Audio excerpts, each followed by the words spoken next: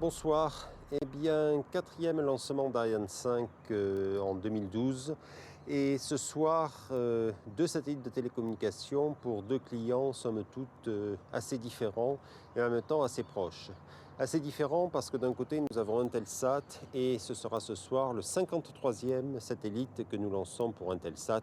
Je compte bien sûr tous les satellites que nous avons lancés pour d'autres entités qui, depuis le début d'Intelsat, ont rejoint cette société. Mais donc, 53e satellite, ce qui montre la qualité de nos relations avec Intelsat et la confiance que nous avons su gagner au fil des années, depuis près de 30 ans, auprès de ce qu'on peut appeler, je crois, le plus grand opérateur de satellites au monde. De l'autre côté, Avanti, un nouvel entrant dans le marché, puisque nous lançons son second satellite, et Avanti, qui est situé à Londres et qui est en train d'imposer la bande Ka partout en Europe. Mais ces deux clients très différents par la taille, ce qui les rapproche, c'est que l'un comme l'autre font preuve d'une fidélité indéfectible à Ariane 5 et à Arianespace. Et cela, il faut le souligner. Et je crois qu'ils ont raison, parce que, vous le savez, nous avons à présent derrière nous 49 succès d'affilée de notre lanceur. Depuis le début de l'année, le succès continue. Nous avons déjà fait 3 lancements parfaits. Nous avons signé de quoi remplir 4 Ariane 5 et je suis sûr qu'après le lancement de ce soir, eh bien, cela continuera. Mais sans plus tarder, je vous laisse regarder ce nouveau lancement Ariane 5 CA, Intelsat 20, AILAS 2.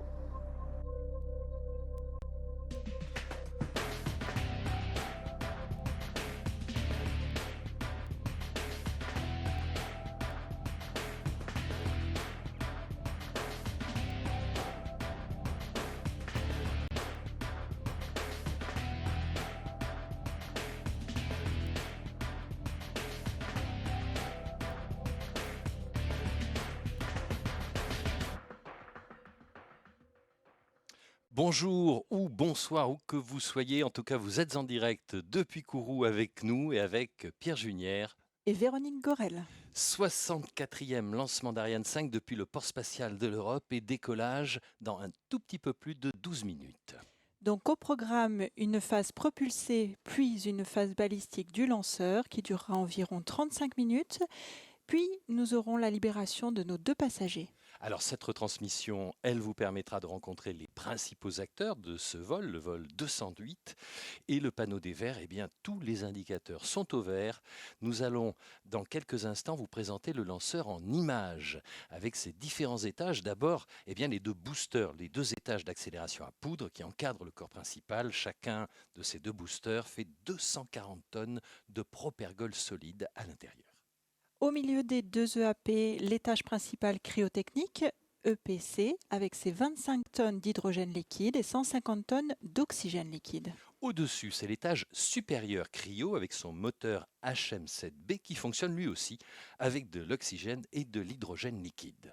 Et encore au-dessus, la coiffe qui abrite les 2 satellites, c'est une coiffe longue de 17 mètres de hauteur. Ariane 5 attend bien sagement en zone de lancement et au bâtiment Jupiter, eh bien, la cellule de vol Ariane est présente. C'est l'autorité de décision de ce lancement. Elle est présidée, comme d'habitude, par Jean-Yves Le Gall. À ses côtés, Patrick Loire, le directeur de l'établissement Arianespace en Guyane, et Édouard Pérez, le directeur technique central d'Arianespace. Ce soir, le H0 est prévu à 17h54, heure de Guyane, soit 22h54 à Paris, plus 5 heures. Et la fenêtre de lancement est de 57 minutes. On peut donc faire décoller Ariane 5 jusqu'à 18h51. Le satellite en position haute. En position haute, il y a notre premier passager, Intelsat 20. On va tout de suite voir comment tout ça se passe grâce à une coupe transversale. Donc Intelsat 20 en position haute, il pèse 6 tonnes 94. C'est un satellite de télécommunication, vidéo, téléphonie et transmission de données qui couvrira les zones Europe, Moyen-Orient, Russie et Asie. En position basse sous le SILDA, il y a AILAS 2 qui pèse lui 3311 kg et il offrira des services de communication haut débit sur l'Afrique de l'Est, l'Afrique du Sud, l'Europe et le Moyen-Orient.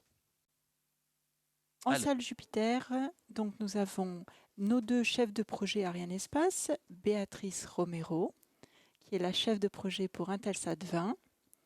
Son rôle est de travailler en étroite collaboration avec ses clients. À ses côtés, David Kim, de Space System Loral. Et cela fait environ 2 ans, on peut dire, que les deux chefs de projet, Ariane Espace, préparent le vol de ce soir avec leurs clients respectifs. Ils les ont accompagnés pas à pas tout au long de leur programme. Et tout de suite, eh bien, nous allons écouter Béatrice Romero. Intelsat est le plus grand opérateur de satellites commerciaux existants. Cette société est un client bien connu d'Ariane Espace car elle collabore depuis 30 ans. Intelsat 20 est effectivement le 53e satellite Intelsat lancé par Ariane Espace. Cela prouve donc bien la relation pérenne basée sur une confiance mutuelle qui existe entre ces deux sociétés. Nous sommes heureux à l'idée de poursuivre ce partenariat. Je serai personnellement très contente de vous revoir pour le prochain lancement d'Intelsat DLA1 dans près de 2 ans. Le chef de projet côté ILAS 2, c'est Christophe Bardou. On le voit, il est aux côtés de Jay Cook, le directeur technique d'Avanti. On peut peut-être donner quelques précisions côté ILAS 2. Donc ILAS 2 est arrivé en Guyane à Kourou le 6 juillet 2012. Il a commencé sa campagne de lancement à partir de cette date et des opérations importantes ont eu lieu les opérations de remplissage du 18 au 20 juillet. Oui, des opérations qui sont menées justement par les équipes satellites dédiées. On écoute tout de suite Christophe Bardou. Avec le lancement ce soir d'ILAS 2, Ariane Espace est très fier de participer à l'essor de son client Avanti, une entreprise pionnière dans les applications spatiales pour les télécommunications large bande. Tirant avantage de la fiabilité d'Ariane 5, Avanti a confié le lancement de son 2e satellite à Ariane Espace après le lancement d'ILAS 1 en novembre 2010. Le lancement avait d'ailleurs également eu lieu en compagnie d'un satellite de la flotte d'Intelsat comme ce soir. La campagne de préparation pour ce lancement a donc donné l'occasion aux équipes clients de se retrouver. Donc ce soir, en salle Jupiter, le chef de mission est Jean-Marc À tous de Durand. DDO, attention pour la séquence finale lanceur. Donc on vient d'entendre la DDO EMESIP qui va nous annoncer le début de la séquence synchronisée. Top, H0 moins 7 minutes. Voilà, c'est parti pour la séquence synchronisée. Alors une séquence, vous le savez, entièrement automatique qui va véritablement mettre le lanceur en configuration de vol. Lors de cette séquence, eh bien, des temps clés vont s'enchaîner jusqu'à la phase d'allumage des 3 moteurs, le Vulcain et les 2 boosters. Et le lanceur devient donc peu à peu autonome jusqu'au décollage, jusqu'à H0. Tout est au vert. Tout se passe très bien. Ici à Kourou, le temps est superbe, mais il y a quand même de beaux cumulonimbus à l'horizon. Mais pour l'instant, la météo est tout à fait au vert. On va vous proposer tout de suite un reportage sur la campagne lanceur. Il y a eu beaucoup d'opérations qui se sont déroulées pour arriver à ce que Ariane 5 soit en zone de lancement. Et c'est un résumé de cette campagne qu'on vous propose, commenté par Véronique Gorel. L'érection de l'étage principal cryotechnique marque le début de la campagne lanceur. Puis les étages d'accélération à poudre sont transférés et intégrés au bâtiment d'intégration lanceur. Puis c'est le tour de l'étage supérieur cryotechnique et de la case à équipement. Ensuite, le lanceur se déplace jusqu'au bâtiment d'assemblage final, le BAF, où il retrouvera ses 2 passagers. De leur côté, Intelsat 20 et ILAS 2 ont été préparés dans 2 bâtiments dédiés à l'assemblage des satellites. Dans ces salles blanches, on vérifie leur état. Après toute une batterie de tests, on procède au remplissage de leur réservoir. Des réunions quotidiennes permettent de coordonner l'avancement simultané de la campagne lanceur et de la campagne satellite. C'est sous le contrôle d'Ariane Espace et des équipes clients que les satellites vont rejoindre Ariane 5 au bâtiment d'assemblage final pour être positionnés au sommet du lanceur et placés sous coiffe. ILAS 2 est installé en position basse sous Silda et Intelsat 20 en position haute juste au-dessus. Et c'est à J-1 qu'Ariane 5 avec sa table de lancement est tractée sur une voie ferrée jusqu'en zone de lancement.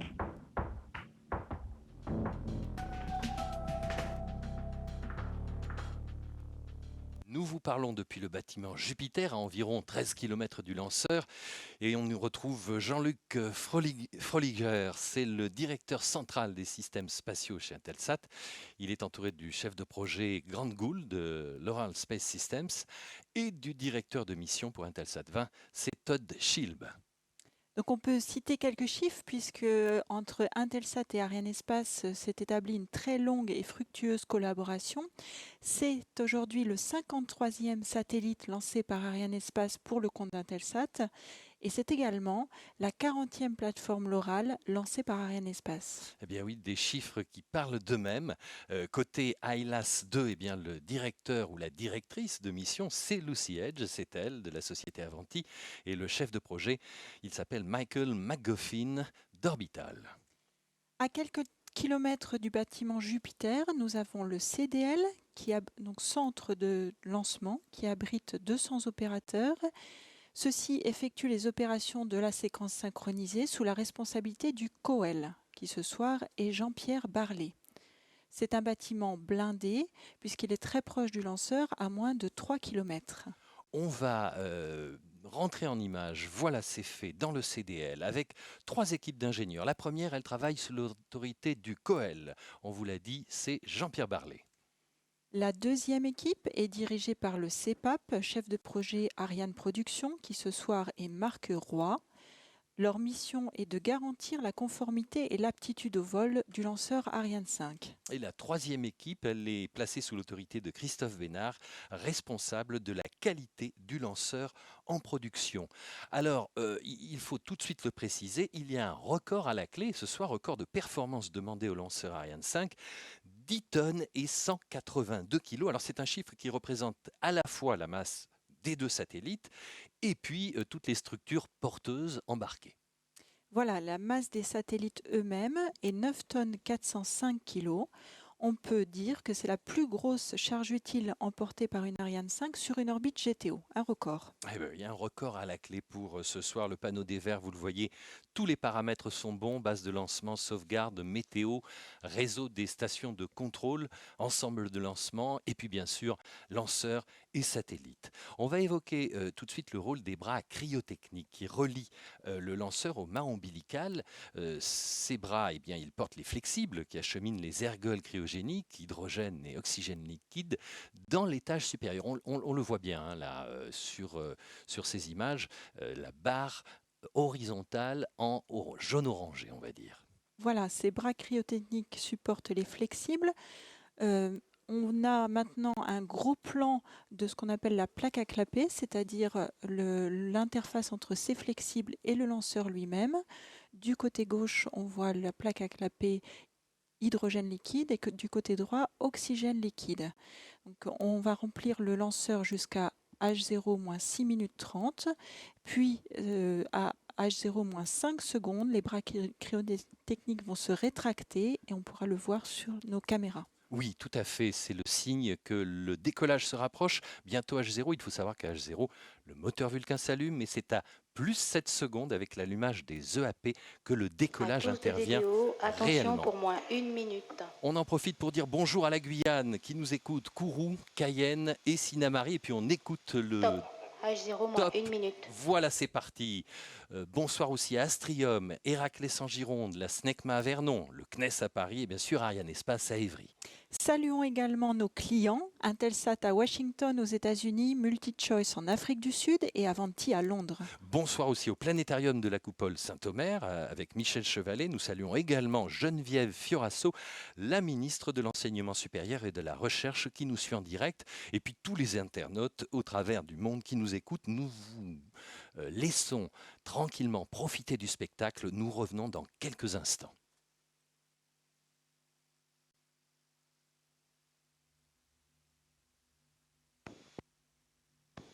À tous DDO, attention pour le décompte final. 10, 9, 8, 7, 6, 5, 4, 3, 2, 1, top. Allumage Vulcain.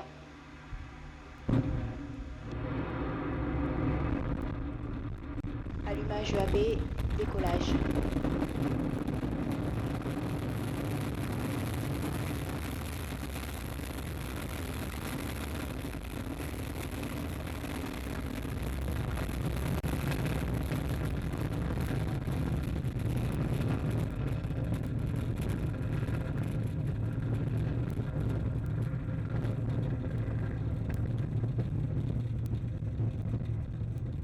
paramètres à bord sont normaux.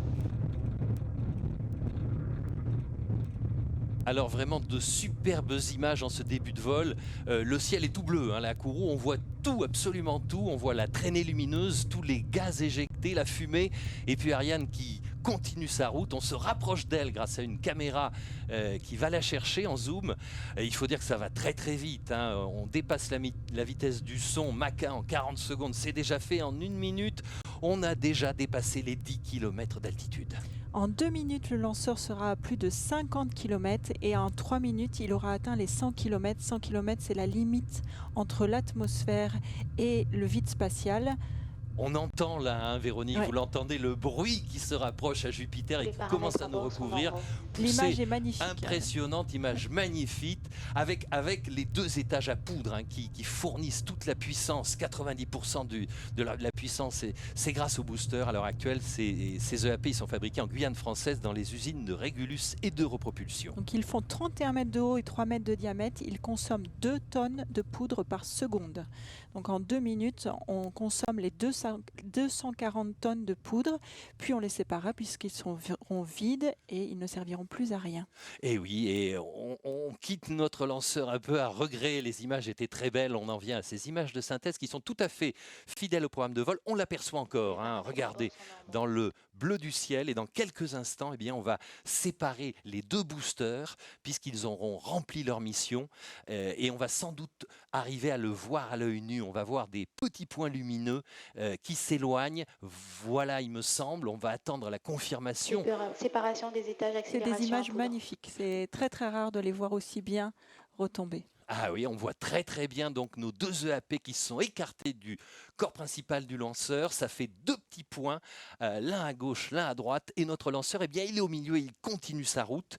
La masse de notre lanceur était de 780 tonnes il y a 2 minutes 45 et maintenant, il ne fait plus que 178 tonnes. Prochaine étape, largage de la coiffe. La Véronique. trajectoire est normale. Donc tout à fait, la coiffe servait à protéger les satellites quand le lanceur a traversé les couches denses de l'atmosphère.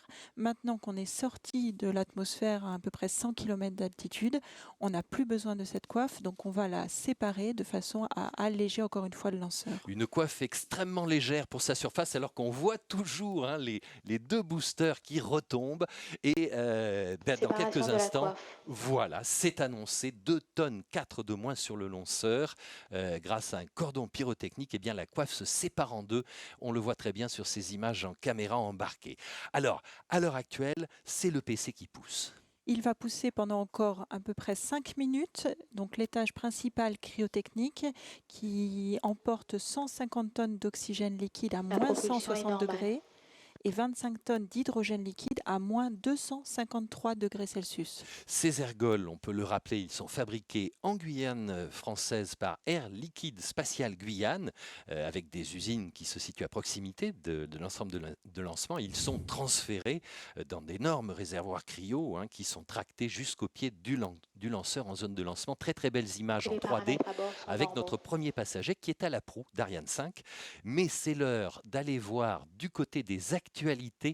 Nous vous proposons tout de suite les news d'Ariane Espace. Le 5 juillet, Ariane Espace a lancé avec brio les satellites EchoStar 17 et MSG3. C'était le 3e succès de l'année pour Ariane 5, après l'ATV3 et le lancement double JCSat 13 Vinasat 2. Ariane Espace a signé avec le CNES le contrat de lancement du petit satellite Taranis pour étudier le couplage magnétosphère-ionosphère-atmosphère et observer les phénomènes lumineux qui se déploient dans la haute atmosphère.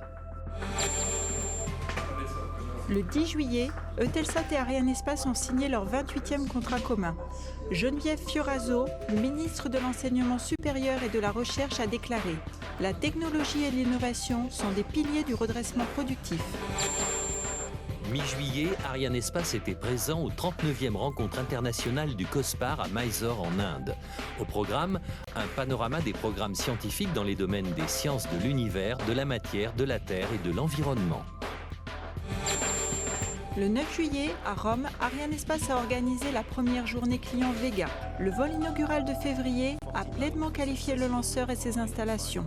Ariane Espace a déjà signé 4 contrats Vega pour l'ESA, le CNES et le Kazakhstan. Le prochain lancement Soyouz depuis la Guyane est prévu en octobre.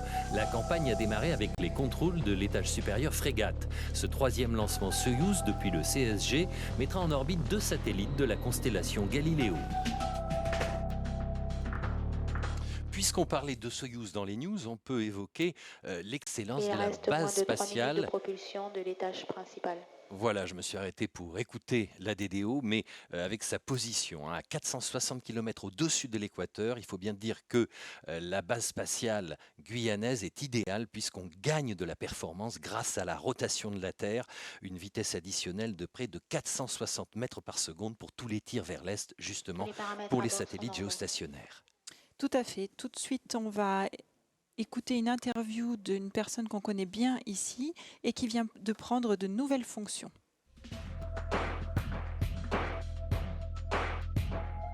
Rencontre avec Bernard Chemoul, le nouveau directeur du Centre spatial guyanais, responsable des installations de lancement dévolues à la gamme Ariane Espace. Le CSG aujourd'hui, c'est 3 systèmes de lancement en exploitation. Vous avez Ariane, Soyouz, Vega.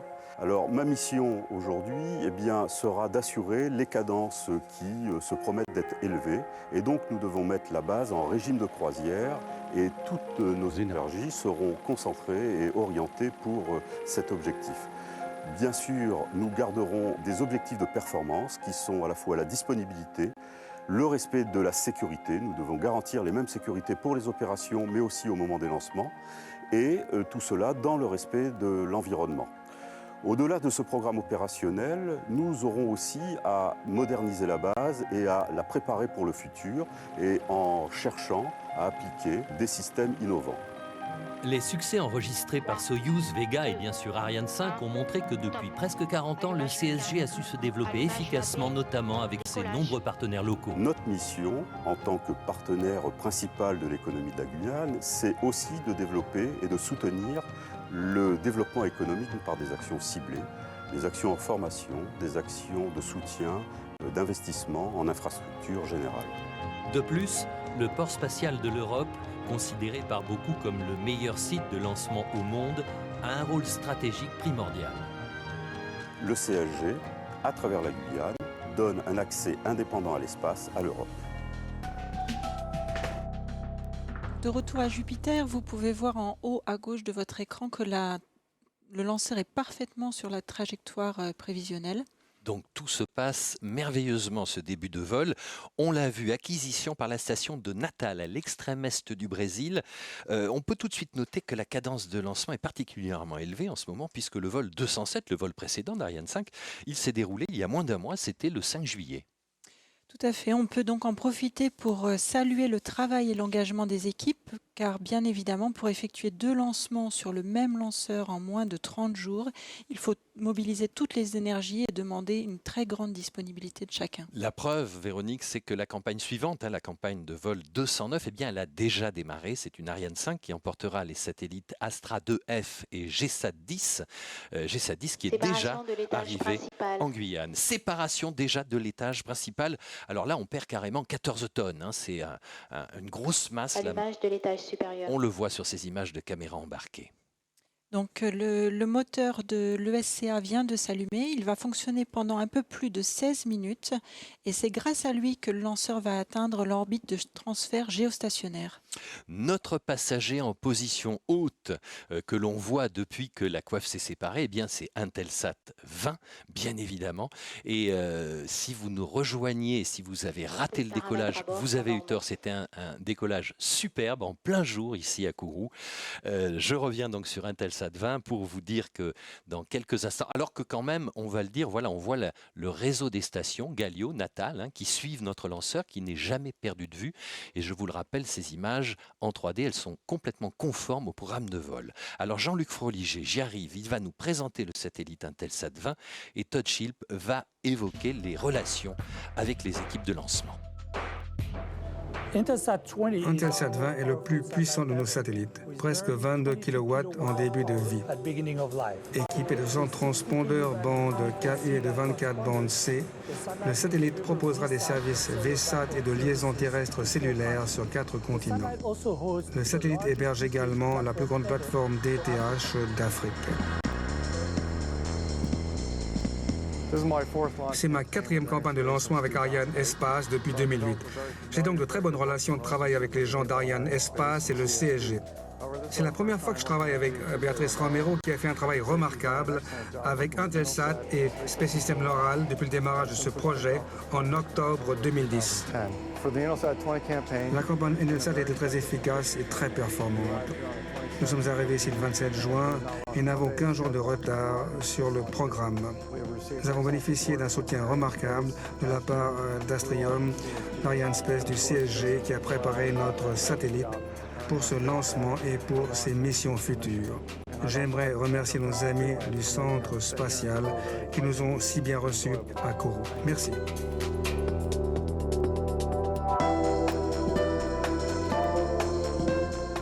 Depuis près de 30 ans et notre premier lancement ensemble en 83, Ariane Space a prouvé que la qualité est vraiment primordiale. De retour à Jupiter, donc on est à une altitude de presque 150 km avec une vitesse de 7 km 31 par seconde. Le lanceur est parfaitement sur sa trajectoire, il est en train d'accélérer en ce moment. Et on aperçoit à Jupiter les représentants d'Intelsat. Tout le monde a l'air content. Hein. Là, visiblement, tout se passe très très bien en ce début de vol. La trajectoire est normale. Et vous le voyez, la trajectoire est normale. C'était Messip, la DDO, qui vient de l'annoncer. Nous allons tout de suite écouter un film en langue anglaise sur Intelsat avec une introduction de Dave McGlade, le PDG d'Intelsat. Intelsat qui couvre 99% des zones habitées de la planète. Hello, I'm Dave McGlade, CEO of Intelsat. Today we embark on the latest Intelsat mission with the launch of Intelsat 20, one of 5 launch campaigns we're executing in 2012. Intelsat 20 will operate at its orbital slot of 68.5 degrees east, starting in the fall. The satellite will replace existing services on Intelsat 10 and 7. Its C and Ku band payloads are optimized for high-power distribution of video, voice, and broadband services in Europe, the Middle East, Russia, and Asia. The Intelsat 20 video neighborhood reaches over 20 million pay TV subscribers in Asia, and will also host a key DTH platform for multi-choice in Africa. I want to thank Arianespace, Space Systems Loral, and the Intelsat Space Systems Planning and Management team for all of their hard work on making this launch possible. We look forward to providing excellent service to our customers with this satellite and anticipate a long and healthy life for Intelsat 20. In 1965, Intelsat launched the first commercial communications satellite.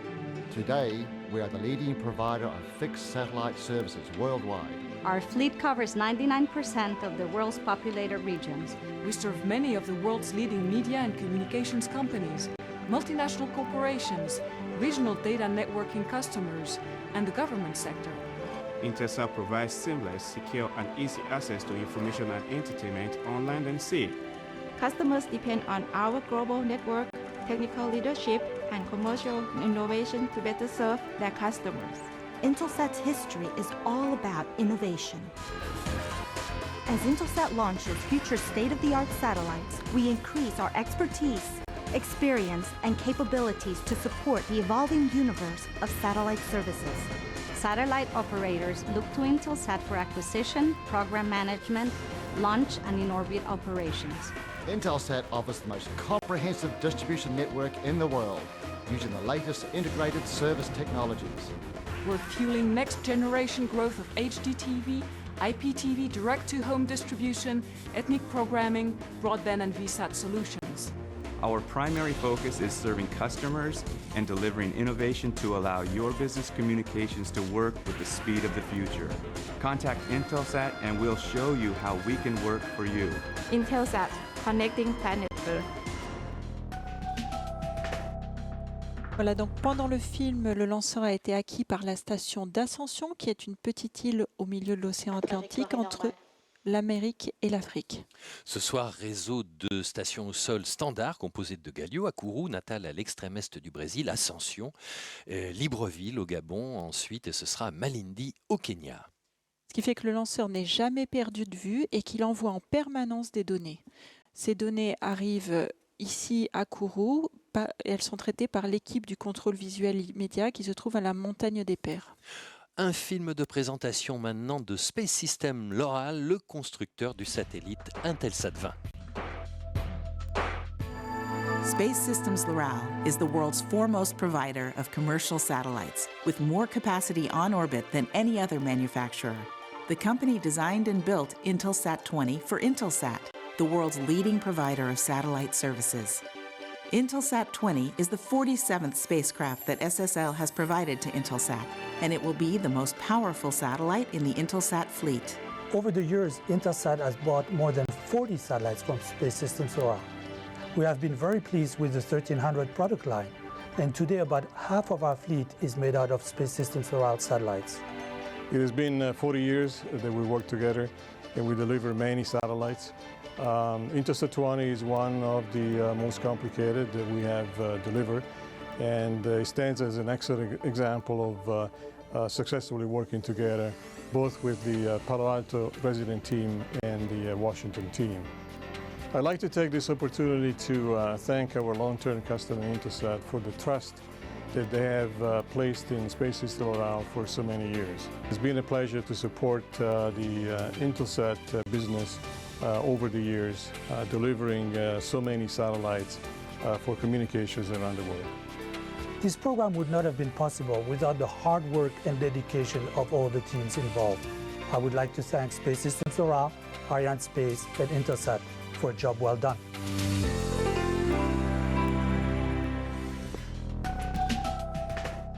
On va peut-être passer maintenant, Véronique, à notre deuxième passager, à Hellas 2.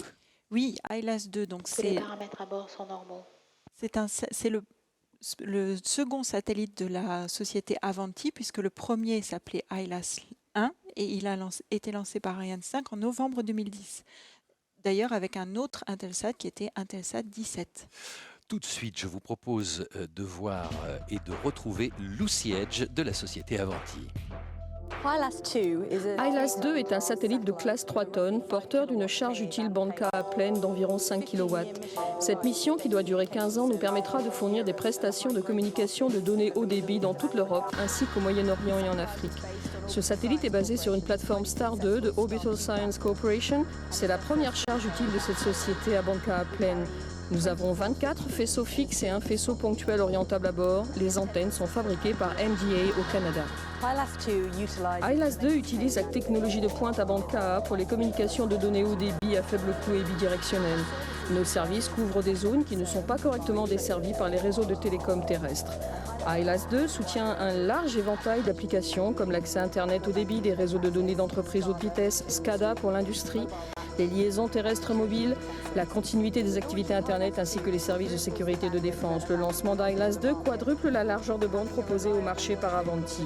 Le fait d'avoir un lanceur fiable qui non seulement a fait ses preuves, mais qui est de plus extrêmement précis dans l'exécution et la poursuite de la mission est essentiel pour nos activités. Le moment fort de l'acquisition d'un satellite, c'est le lancement, après toute la phase de préparation au sol. Ensuite vient le moment où nous recevons les premières données de télémétrie, où nous déployons les panneaux et démarrons les tests en orbite. Chaque phase est passionnante pour tous. En tant qu'opérateurs, nous sommes impatients d'apporter un service à nos clients dès que tous les essais sont terminés. Donc pendant le film, nous avons eu l'acquisition par la station de Libreville, qui se trouve sur la côte ouest de l'Afrique, ce qui veut dire qu'aujourd'hui, en ce moment, Ariane 5 est pratiquement à la verticale du Gabon. Elle a fait donc le voyage entre l'Amérique du Sud et l'Afrique en moins de 20 minutes. Ah oui, ça va très vite, on vous le disait. La trajectoire est normale. Tout est normal. Nous suivons régulièrement les annonces de la DDO qui nous dit que tout se passe bien pour ce vol. Nous allons suivre un film sur Avanti, la société. En italien, Avanti, ça veut dire en avant ou allez-y. We connect people wherever they are. We believe anything is possible and everything is personal. We are Avanti Communications. We help millions of people go where they want to go.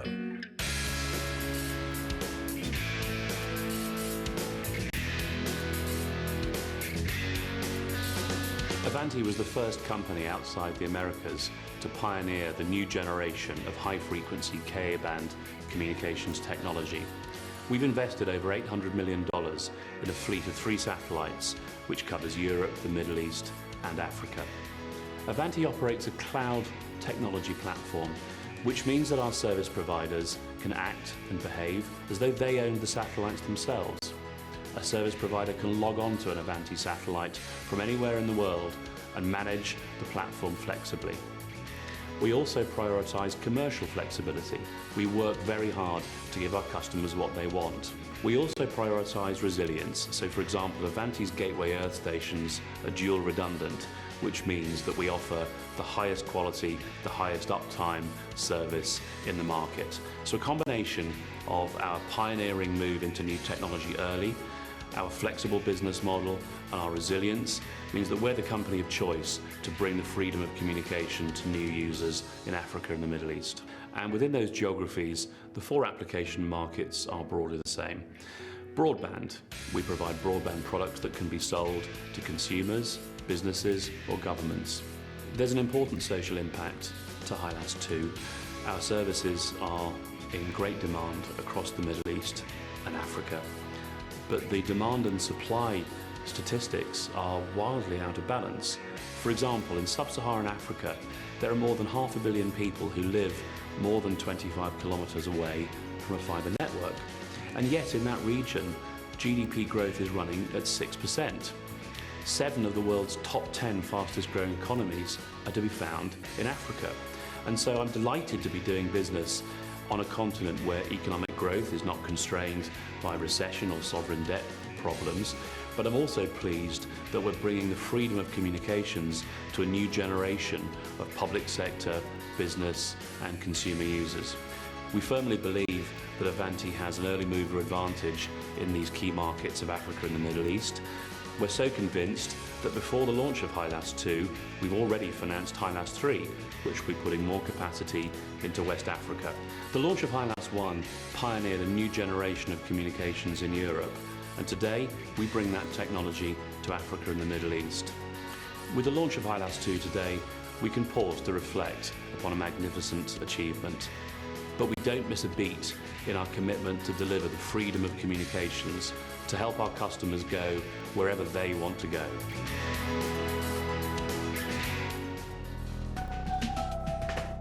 Ariane 5 que vous voyez est pratiquement en visibilité de la station de Malindi au Kenya en 5 minutes. Et bien Ariane 5 a survolé le continent africain pratiquement d'ouest en est. Oui, et là, donc là, Ariane 5 prend rapidement de l'altitude puisqu'en 40 secondes, elle va gagner environ 2000 km. Tout de suite, un film du constructeur Orbital. Oui, Orbital Science Corporation.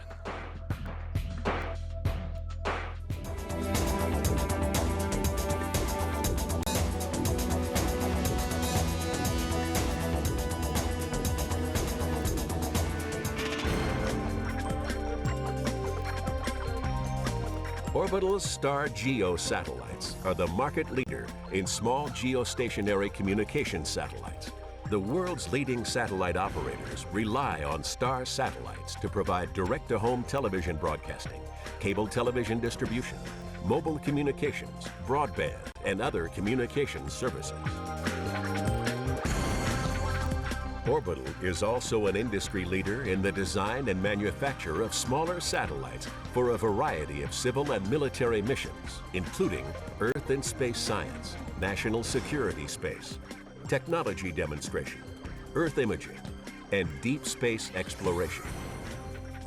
Our robust, flexible, and flight-proven spacecraft platforms employ state-of-the-art designs, accommodate a wide variety of payloads, and provide affordable, reliable access to space. In addition, Orbital provides complete ground systems for the command and control of in-orbit spacecraft and the processing, distribution, and management of satellite data access. Orbital. Innovation you can count on. Voilà, donc l'étage supérieur cryotechnique va bientôt éteindre son moteur, ce qui veut dire que la phase propulsée de la mission sera terminée et que les satellites seront désormais sur leur orbite de transfert vers l'orbite géostationnaire. Alors, dès l'extinction de l'étage supérieur cryotechnique, eh bien, le lanceur va commencer sa phase balistique. C'est le fameux balai Extinction de de l'étage l'espace. supérieur sur commande de guidage. Voilà, c'est fait. Et vous regardez le moteur, le HM7B, il va s'éteindre. On va voir voilà, le petit jet derrière qui va diminuer. Et hop, voilà, on n'est plus propulsé, on est sur la lancée véritablement. Alors, comme on est en phase balistique, on a un petit peu de temps et on va en profiter pour faire quelques rappels bienvenus sur le programme Ariane. Donc, on peut dire quand même, Véronique, que depuis plus de 25 ans, le programme Ariane 5 est un formidable outil de développement des technologies de pointe véritablement. Et une des Début clés de la manœuvre de cette d'orientation au réussite, profit eh du bien, c'est la satellite maîtrise de la propulsion cryotechnique à haute pression. Oui, elle a été développée par le CNES avec les équipes de Safran à Vernon et leurs partenaires industriels partout en Europe. On peut citer notamment Astrium en Allemagne, Avio en Italie, TechSpace Aero en Belgique, Volvo en Suède, il y en a bien d'autres. Signalons également à leur côté EPC, le site des Mureaux, où Astrium et Air Liquide ont créé une chaîne d'assemblage des réservoirs cryotechniques pour les 2 étages cryotechniques. Voilà pour la partie cryotechnique. On va en profiter pour faire un pont avec le direct, puisque les adaptateurs des satellites qui vont rentrer en action très bientôt, puisque les satellites sont posés sur leurs adaptateurs, eh bien, ils sont fabriqués en Suède, chez RUAG, ou en Espagne, chez CASA. Car à l'heure actuelle, ce sont ces adaptateurs sur lesquels ILAS 2 et Intelsat 20 sont posés. On va peut-être expliquer comment ça se passe lors de la séparation. Donc voilà, l'adaptateur, c'est une structure conique sur laquelle est posé le satellite. Il est maintenu par une sangle et c'est un système pyrotechnique qui permet de relâcher la sangle sur commande de l'ordinateur de bord. Au moment où la sangle est relâchée, le satellite est propulsé dans l'espace par 8 ou 12 ressorts qui étaient préalablement compressés. Donc en fait, toute la fiabilité de ces systèmes de séparation, c'est sa simplicité. Finalement, c'est bête comme chou et ça marche à tous les coups. Tout à fait. Alors sur le périmètre extérieur du lanceur, et on le voit pour les yeux exercés, on voit des petits jets par moment qui s'allument, qui font comme des petits flashs. C'est le système SCAR, le système de contrôle d'attitude et de roulis. Alors combien il y en a de tuyères, Véronique? Donc il y a 12 tuyères alimentées par des gaz froids. Sur les images de synthèse, on voyait donc ces petits jets de tuyères intermittents. Séparation Intelsat 20. Ben voilà, on vous parle du système SCAR et ça y est, séparation du premier passager qui vient d'être séparé du lanceur. Vous voyez, il prend sa vie, son autonomie, il va vivre sa vie dans l'espace. Intelsat 20, il s'éloigne de ce qui reste de notre lanceur. On aperçoit le SILDA du côté lanceur qui renferme lui notre 2e passager. Nos clients ici, nos clients Intelsat sont bien évidemment ravis. On peut peut-être donner quelques indications sur la vie dans l'espace d'Intelsat 20 ? Dans quelques heures, donc, le satellite déploiera ses panneaux solaires pour prendre de l'énergie solaire, puis il rejoindra l'orbite géostationnaire et sa position définitive. Il sera complètement opérationnel d'ici la mi-septembre. Voilà. Alors, bien sûr, après cette séparation, eh bien, le lanceur entame une autre phase d'orientation. Il va falloir séparer le SILDA pour permettre à ILAS 2 d'être à la proue du lanceur. Et cela doit s'effectuer, bien évidemment, dans une direction qui l'éloigne des autres corps. Alors, cette phase balistique d'orientation pour séparer le SILDA, elle va durer 4 minutes environ. On va en profiter pour reprendre nos rappels. Cela va nous donner le temps de continuer à évoquer un certain nombre d'acteurs du programme Ariane. On n'a pas si souvent que ça l'occasion de les citer. Il y a un instant, on vous parlait des industriels qui travaillent sur les étages cryotechniques. On peut également citer ceux qui travaillent sur les autres parties du lanceur.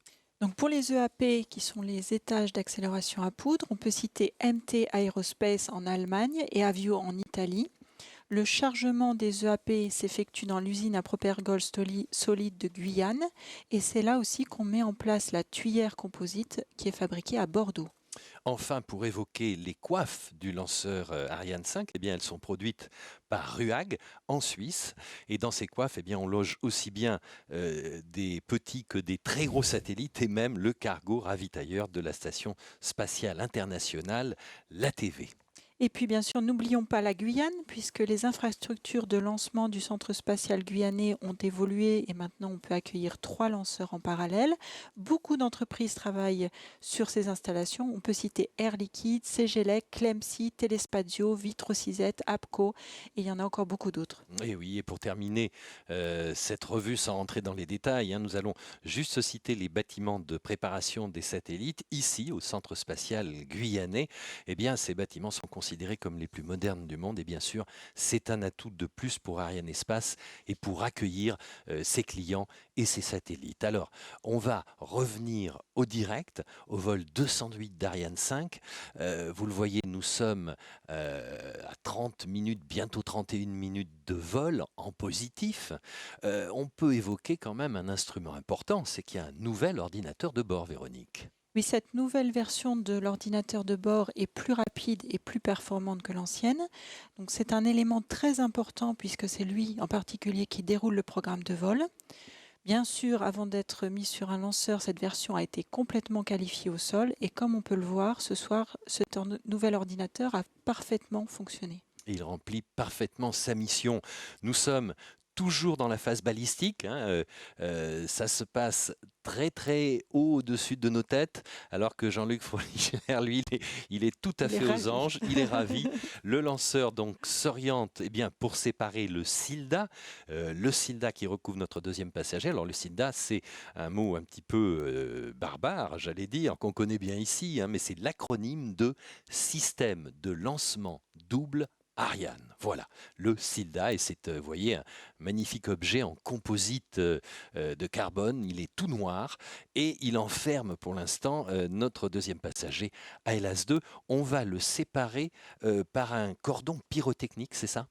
Tout à fait, donc il va être découpé sur la partie cylindrique basse par un cordon pyrotechnique et puis ensuite il sera éjecté par 8 ressorts qui ont été préalablement compressés de la même façon que les adaptateurs et il sera éjecté dans une direction. Il ne risque pas de rentrer en collision avec un satellite ou avec n'importe quel autre objet dans l'espace. Bien sûr, tout ça se fait avec une précision extrême. Alors, ça a l'air de se passer au ralenti, mais parce qu'on n'a pas de point de référent. Il n'y a pas, il n'y a pas de platane le long de la route dans l'espace. Donc, mais ça va très très vite. Vous voyez que la vitesse est de 8,32 km par seconde et ça se passe tout là-haut, au-delà, pour l'instant, de 2000 km d'altitude et on est dans une position, on le voit très bien. Séparation du système de lancement double Ariane. Voilà, c'est fait. Regardez bien le SILDA, voilà, il laisse notre deuxième passager, ALAS-2, à la proue du lanceur. C'est très beau et c'est exactement ce qui se passe en ce moment. Rappelons qu'au moment de la séparation d'ALAS-2, le lanceur va atteindre environ l'altitude de il sera à plus de 2300 km d'altitude et sa vitesse, elle sera comme à l'heure actuelle supérieure à 8 km par seconde.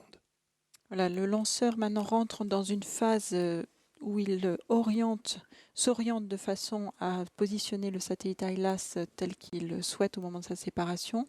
Il va y avoir un spin lent du satellite. Oui, une mise en spin, c'est-à-dire qu'on va légèrement lui donner une petite impulsion pour qu'il tourne sur lui-même et ça augmente la précision, je crois, de l'injection. Tout à fait, ça augmente sa stabilité au moment de la séparation. Voilà, donc effectivement tout le monde attend à l'heure actuelle l'annonce de cette séparation d'ALAS-2 qui consacrera... ALAS-2. Voilà, c'est fait. Bravo, bravo, bravo. Ah bien ici, forcément, tout le monde est ravi. On va dire quand même que c'est le 50e succès d'affilée pour Ariane 5.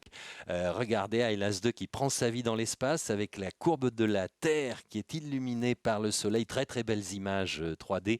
C'est exactement ce qui se passe là-haut. Nos clients sont satisfaits. Encore un succès pour Arianespace qui est véritablement la référence du transport spatial commercial dans le monde. Oui, tout le monde ici s'embrasse et se félicite. On peut signaler que c'est une réussite qui est le résultat du travail de nombreuses équipes.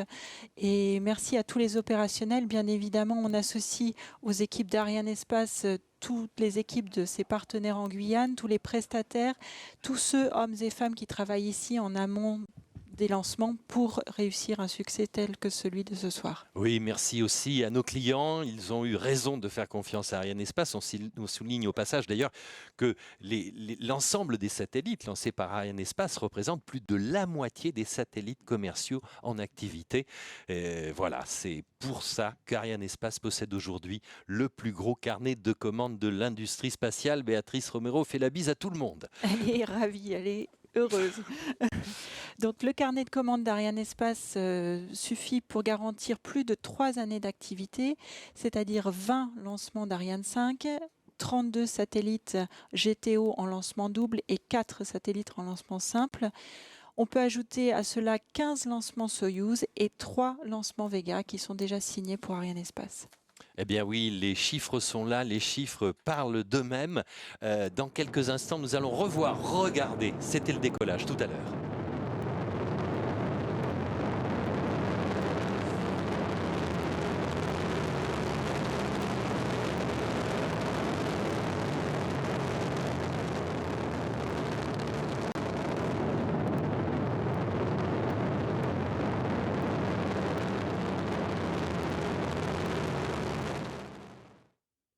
Eh bien oui, ça fait chaud au cœur. C'était tout à l'heure au H0 prévu. Ariane 5 a décollé.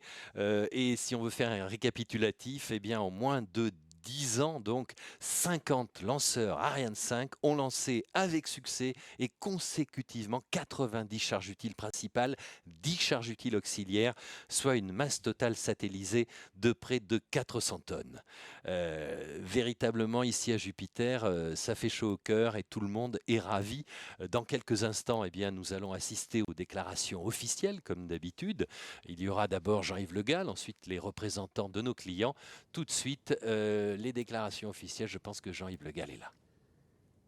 Comme vous l'avez vu, ce 64e lancement d'Ariane 5 vient de mettre en orbite Intelsat 20 et AELAS 2 et je m'en réjouis vraiment parce que, vous l'avez deviné, nous venons de réussir 50 lancements d'Ariane 5 d'affilée, ce qui constitue une performance absolument exceptionnelle dont je pense que tout le monde peut se réjouir. Ensuite, parce que nous battons à cette occasion le record mondial de masse injectée en orbite de transfert géostationnaire avec un total de près de 10 tonnes d'œufs. Nous avions engrangé le record précédent l'année dernière avec un peu plus de 10 tonnes et cela démontre la pertinence de notre politique d'amélioration qui, pas à pas, nous permet d'accroître la capacité de notre lanceur tout en préservant son extraordinaire fiabilité. Enfin, parce que, comme vous l'avez vu, la chronologie de ce soir a été une fois encore parfaite. Ça fait 4 fois d'affilée que nous décollons à J0 et à H0 et ça a permis donc un nouveau lancement à l'heure, ce qui confirme la compétence et la maturité de notre équipe opérationnelle. Donc au total, je crois qu'on peut le dire parce que les circonstances s'y prêtent, j'ai envie de dire qu'Ariane 5 est dans une forme olympique.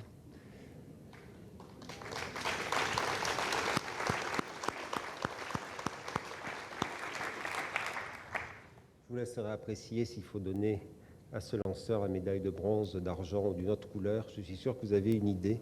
Mais on peut être très, très, très content parce que ceux d'entre vous qui étaient là il y a presque 10 ans, quand nous avons connu des heures un peu compliquées, eh bien, je pense qu'il n'y avait pas grand monde qui imaginait que nous aurions un jour 50 succès d'affilée. Eh bien, nous l'avons fait.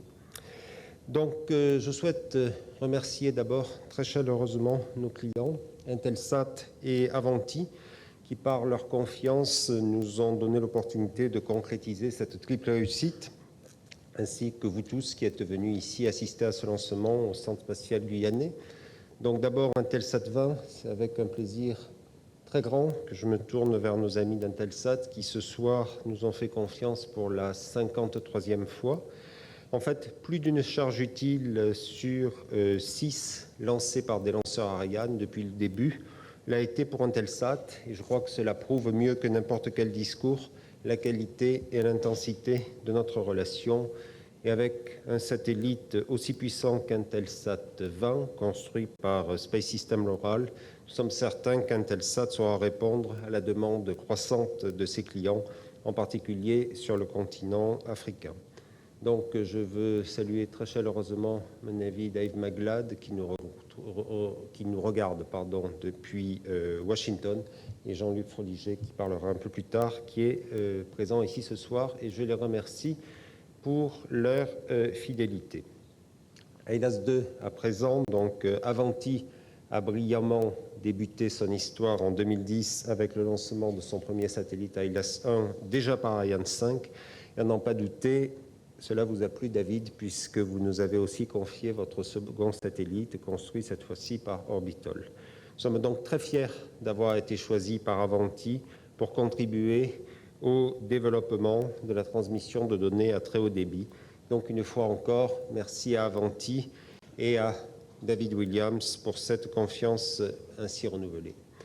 Mais ce soir, et je suis certain que vous ne m'en voudrez pas, à l'occasion de ce 50e succès d'affilée, je vais prendre un peu plus de temps qu'à l'accoutumée pour rendre hommage à tous ceux qui, en Europe comme en Guyane, ont préparé depuis des années le lanceur et ses installations de mise en œuvre, et qui, succès après succès, renforcent la position de l'Europe sur la scène spatiale internationale. D'abord, bien sûr, l'Agence spatiale européenne, qui en 1985 a décidé d'engager le programme Ariane 5, initiative de la France et du professeur Hubert Curien. Ensuite, le Centre national d'études spatiales, qui a conçu et développé ce lanceur d'exception, et qui continue ici en Guyane à jouer un rôle fondamental dans sa mise en œuvre. L'ensemble de l'industrie spatiale européenne, en particulier notre maître d'œuvre Astrium, ainsi que Safran, MT Aerospace, Avio, Ruag, Sapca, Air Liquide, Dutch Space, Volvo, Clemcy et tous les autres, j'en oublie certainement, mais on ne peut pas être totalement exhaustif.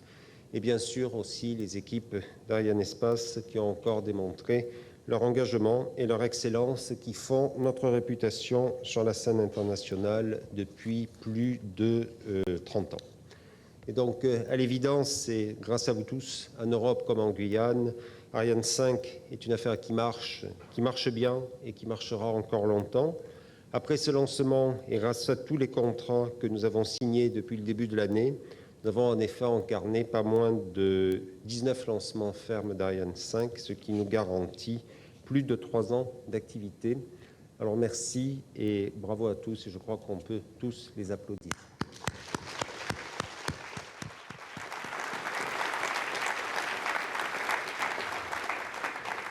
On m'a donné une casquette sur laquelle il y a marqué 50, donc je vais la mettre. Voilà, vous ne verrez pas le 50, mais je vous l'ai dit. Et je la mets donc pour céder la parole pour leur déclaration à nos clients. Donc pour Intelsat 20, Monsieur Jean-Luc Froliger, pour AILAS 2, David Williams, et ensuite Madame Geneviève Fioraso, notre ministre de l'Enseignement supérieur et de la Recherche, qui a regardé le lancement depuis la métropole, eh bien, interviendra en direct un peu plus tard. Merci.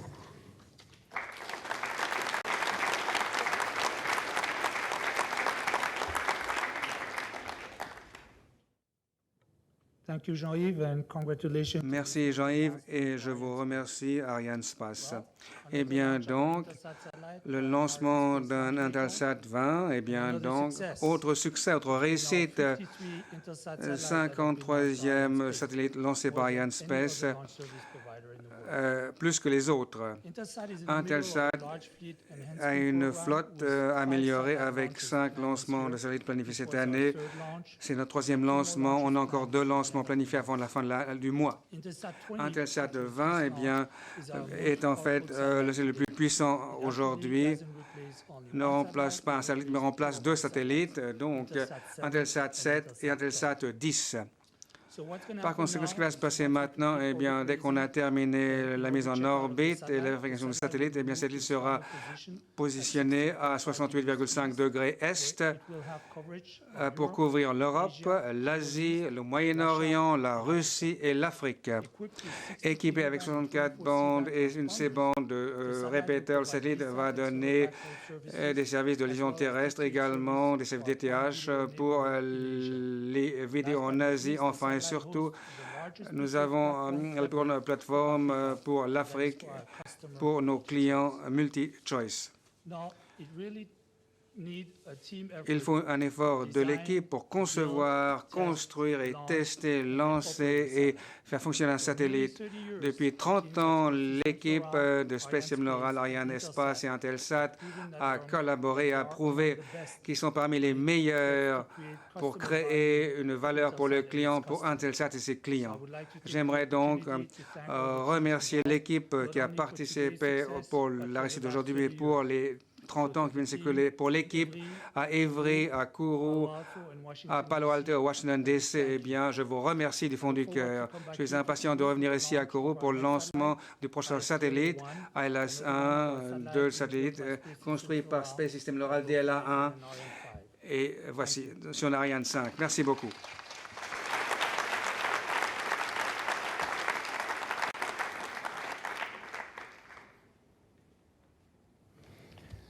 Je suis très ravi d'être ici ce soir pour célébrer notre succès d'un satellite Avanti avec Ariane Espace. L'accès à l'espace qui est garanti par Ariane Espace, donc par ESA et par nos partenaires industriels, est très important pour notre industrie. Je suis très heureux et reconnaissant envers Jean-Luc Le Gall et son équipe pour leur travail excellent. Aujourd'hui, je suis très heureux de donner la médaille d'or à la France.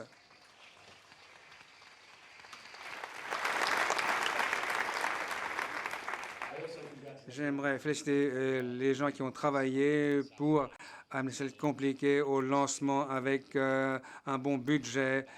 Nous avons une relation efficace avec Thomson et son équipe. Nous sommes un client très, très heureux.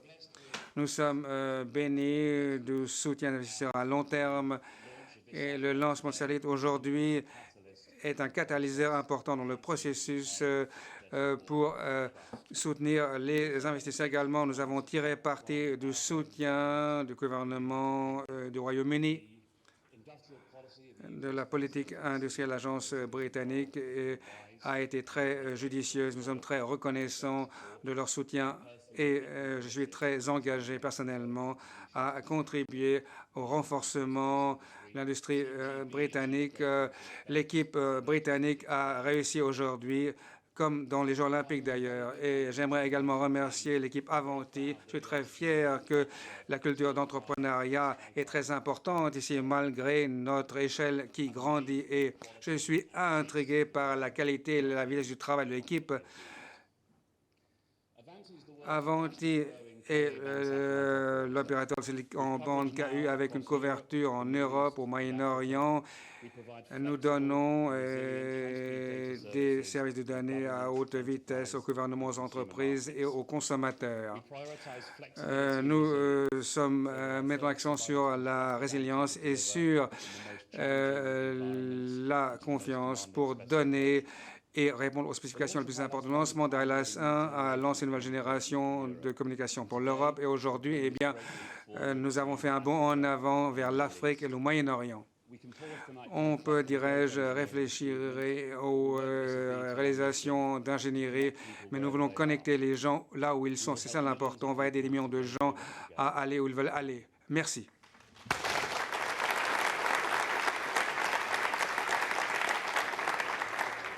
Je pense qu'à présent, Madame Fioraso doit être en ligne. Absolument. Absolument. Nous vous écoutons, Madame la Ministre. Saluer Monsieur Jean-Yves Le Gall, en tant que président directeur général d'Ariane Espace, vous féliciter ainsi que toutes vos équipes, remercier et saluer Monsieur Freuger pour Intelsat et toutes ses équipes, remercier et saluer Monsieur David Williams pour Avanti, saluer toutes les personnes présentes sur le site de Kourou, les féliciter, sans oublier tous les internautes qui ont partagé avec nous l'émotion et la beauté de ce lancement. Alors je tenais à être avec vous, même à distance, et vous dire d'abord bravo. Bravo à vous toutes, à vous tous, à toutes les équipes qui ont œuvré avec passion et professionnalisme pour la réussite de ce lancement. C'est un très grand plaisir et surtout, je dois dire, pour moi une première et une grande émotion de partager cet heureux événement puisqu'il s'agit d'un nouveau lancement d'Ariane pour mettre en orbite 2 satellites de télécommunications.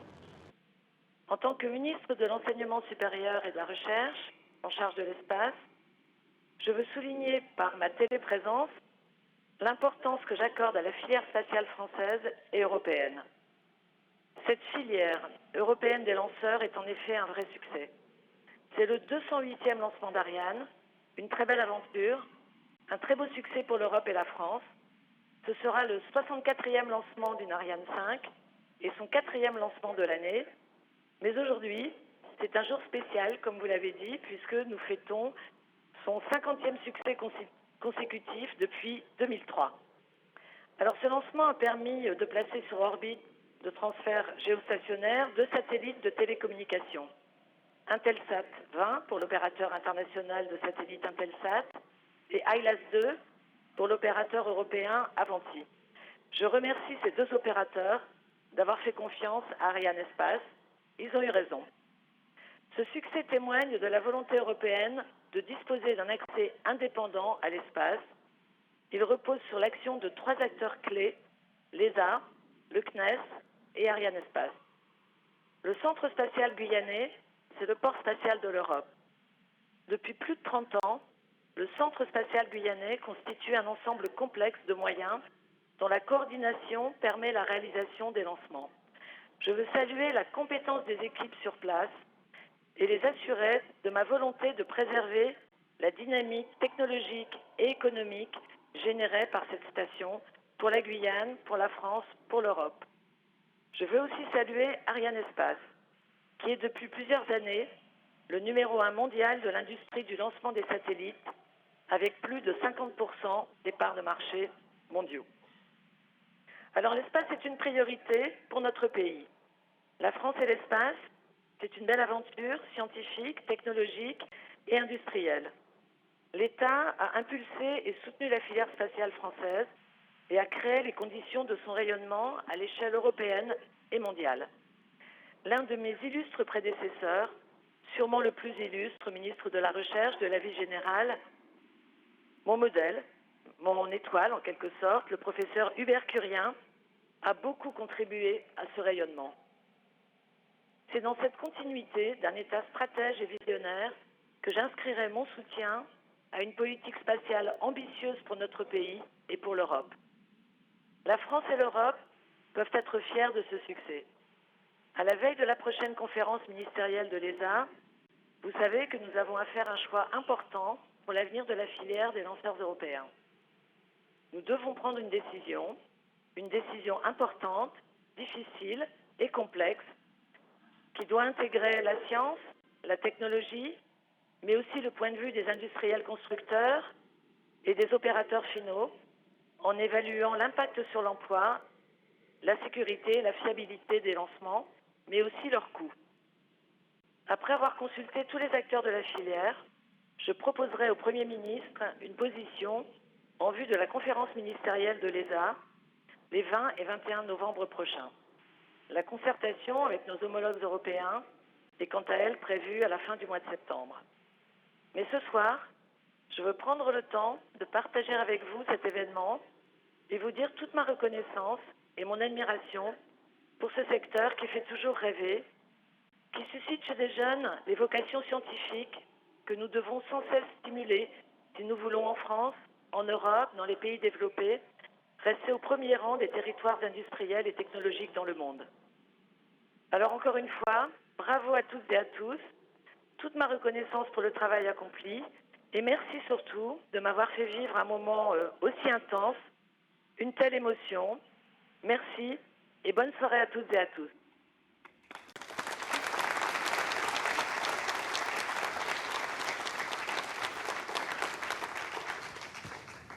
Bien, merci infiniment, Madame la Ministre, pour ces paroles très encourageantes. Donc, une fois encore, merci et bravo à tous. Prochain lancement, donc au mois de septembre, 2 lancements, l'un à Baïkonour avec Soyouz Metop B que nous lancerons le 16 septembre et quelques jours plus tard, ici en Guyane, une Ariane 5 avec Astra 2F et G710 le 21 septembre. Voilà, une fois encore, merci, bravo et 50 lancements, eh bien ça se fête. Merci.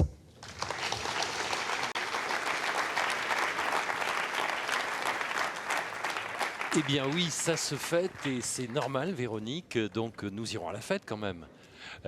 En tout cas, merci pour votre calme, votre sérénité. C'était la première fois que vous faisiez les commentaires. Comment vous avez trouvé ça? Une ingénieure? Oui, super. C'était très agréable. En tout cas, on va remercier tous ceux qui ont rendu possible cette vidéotransmission. François Guérat, notre réalisateur, toute l'équipe de Guyane Première.